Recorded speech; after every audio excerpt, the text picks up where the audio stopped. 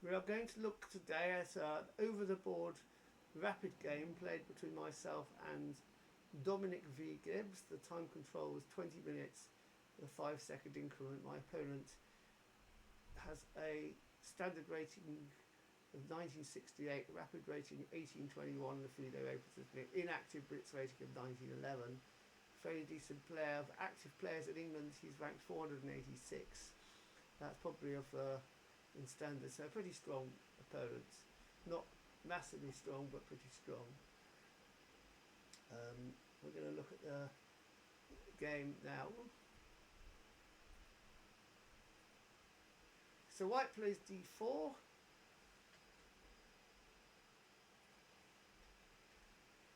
And my opponent plays a g6 modern defence. Ready to see what I'm going to do next. Am I going to push the e-pawn and maybe turn it into a pit, maybe something else? I go knight f6, not knight f3, Bianca enters the bishop. I did the same, and we reached this position which has been reached many times before in top grandmaster play. I've got the position having been reached several thousand times. Black's most common move here is knight c6, but continues with c6. That's the third most popular move. Hedgehog style defence. Takes pawns on the third rank and ready to push them up to the fourth rank, supported by the other pawns. There's also, of course, it slightly frees up the queen on the other side as well, and also defends the d5 square. The knight comes in most natural square. It's supporting the d5 square. There's no possible pins here, so it feels perfectly safe to put the two knights where they are most comfortable. a6 is marked as an inaccuracy, but it's fifth most popular move. It's been played by grandmasters, and it does put the valuation up to 0.9 for white from 0.3. It's obviously looking for a b5 push. White takes the centre with e4. That is the most popular move, and the b5 push, not surprisingly, comes. And here, the best move, and here's why I should put the analysis on, and the most popular move, 83% of grandmasters have played it, is to push on with e5. Now, if we look at the Lee chess database, the popular move is actually to capture on b5, and e5 is only the second most popular move. In the game I played, b5. I played that. This is a position I'm sort of semi-familiar with. This position is I'm comfortable with games like this. My opponent's b5 move is particularly welcome to me because it opens this diagonal, and if there's one thing I enjoy, it's having this diagonal opened up for me. It's the moment I can't actually do an immediate attack, but e5 not only attacks the centre but helps to open the diagonal for my pawns. You're going to have trouble possibly closing the diagonal with a d5 later, but that's not possible because he's going to have to defend the knight at the moment.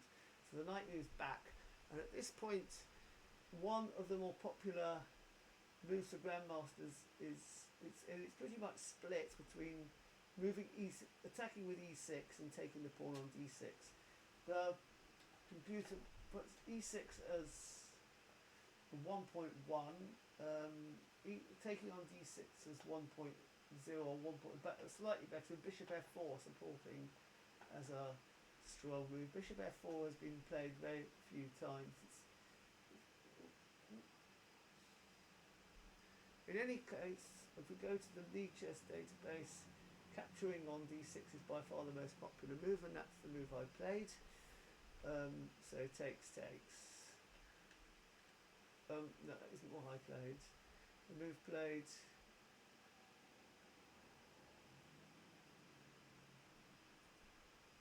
Or maybe it was the move I played.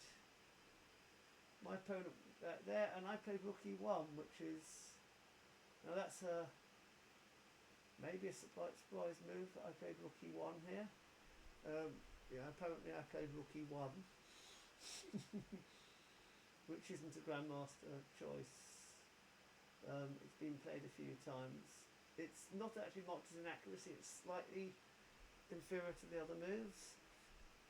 My opponent takes on c4, and I'm not worried at all about losing the pawn. I'm not going to concerned that I might not be able to recapture the pawn. But the next move I now play is e takes d6. This game has been played. So e5 was played by Ulf Andersson. It has this exact position, and he advanced in that game to e6 and went on to win. E takes d6 was my move, and after taking back the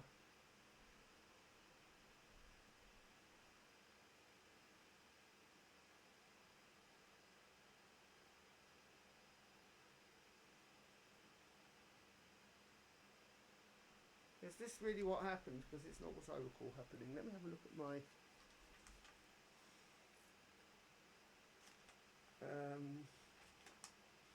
look at the sheet of paper that has the game on it. According to the e5, yeah. White's next move was bishop f4, which is an inaccuracy. I'm surprised. I thought I played d5 at this point, but I didn't. I played bishop to f4, attacking the pawn. And he moved his knight back to f6 to defend it. So I would have expected. And now I push to d5. Yeah. It says that the best move was actually to go to g5. Was to bring the bishop out, but to g5. d5 was the move I thought I might have played immediately to prevent him playing d5.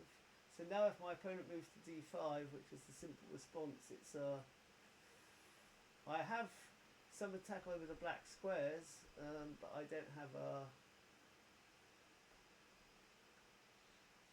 chance to grab the control I want. So now I play d5, and my opponent pushes to c5 to close the diagonal. The pawn on c5, c4 is obviously going to fall at some point. The d6 pawn is a slight weakness for black, and black's also cramps developing. This bishop and this knight getting out have not been developed yet. Knight comes back to d2. It opens. It's ready to try to capture the pawn, which is undefendable. So that pawn is going to go, and it also tries to put the pressure on this square. Opponent now plays knight h5. It's very important to get this move in now, because if the knight comes in here, you've got the double attack on this pawn, and you'd have to be defending this pawn. And now the bishop has to move back, and the knight comes into g4. Now you could actually play this move here, g4, and kick the knight back away. It's not actually the best move. The best move is the move that was played, knight takes on c4. Knight 5 is the best move, taking more of the centre, but the knight instead comes to b6, which is an inaccuracy. This is the knight does nothing over there. White's knight is trying to challenge the knight on c4, but we're not going to take it. We're going to move the knight here and try to grab the c6 square. There's a beautiful outpost there for the knight. We want to put the knight there on it. The rook comes to e8 to develop, and the knight moves into the c6 square, grab and control.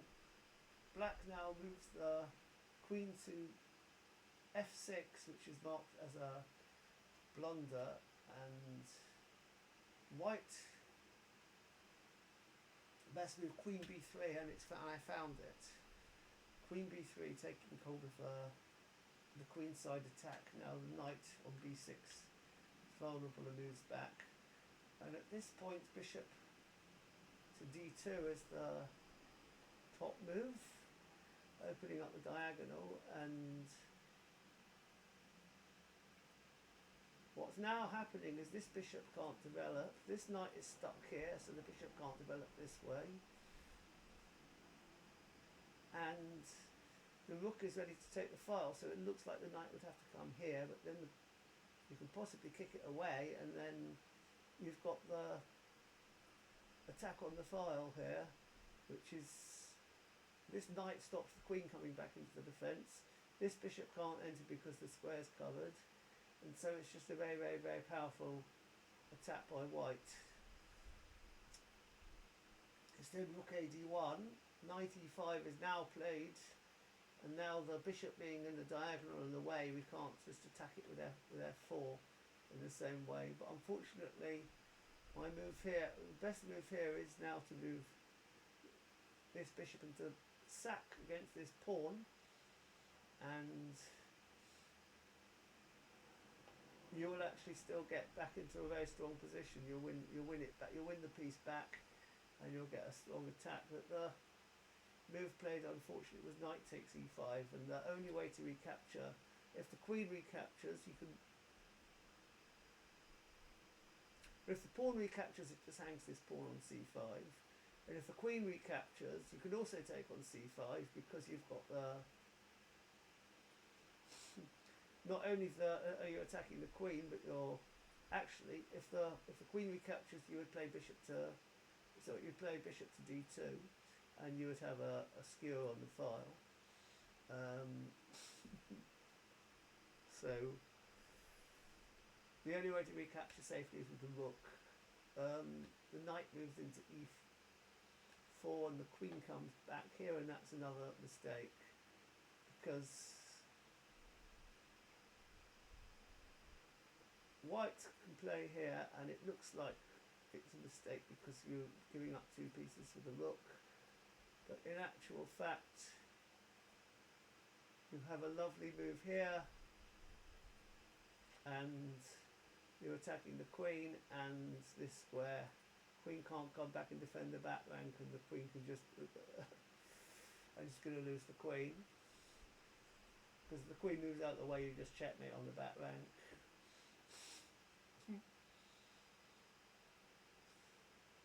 Best you can do is pick up is exchange the rook, and then you don't even get the bishop because you have to move the bishop out to defend the back rank. So yeah, that's just unfortunately though, I moved the bishop back to, and that bishop comes to f5, the knight comes here to move out of the way, because again I didn't actually have to move it out of the way. Basically enough, I can go bishop to c3, it's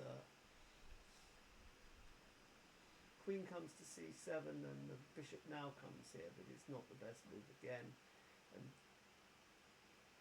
rook attacks on the file, the queen moves, black's mildly better, but not much better.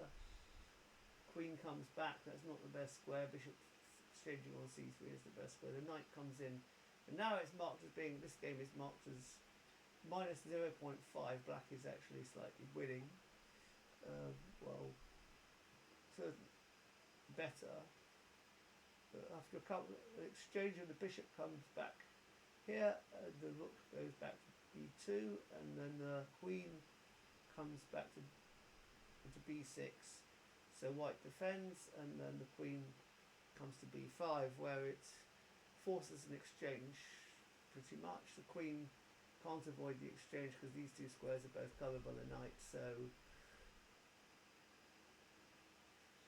what you don't want to do is actually do the capture, because then white connects the pawn, black connects the pawn, so you make, and this pawn is sitting there isolated, so you actually want black to initiate the capture so that your pawn gets into this square and this pawn remains as isolated as your own. So the bishop comes back here to the diagonal, and that would allow the queen to move away because the rook's defended by the bishop. So the queen's a trade, and the rook comes here to challenge a rook exchange. And for this point, I realised I'm not going to win this game, so I played the obvious move of bishop taking the knight here, then that forces black to trade rooks because his rook's hanging, and if he doesn't trade, he's just going to be down a piece. And after the trades, white is the opposite coloured bishops. Where I played a move and offered a draw. My opponent didn't accept the draw, played on about 4 or 5 more moves, and then realised that the game wasn't going anywhere, and we agreed a draw pretty much after that. So again, I had several attacks, quite some nice strategies of being able to attack my opponent's king, sometimes at the cost of a bit of material, but unfortunately I wasn't able to convert the strong advantage by finding some of the exciting moves, but I did give this person a scare, and this opponent a scare, and I did get a draw off him. I didn't lose to him, so there we go, that's the game.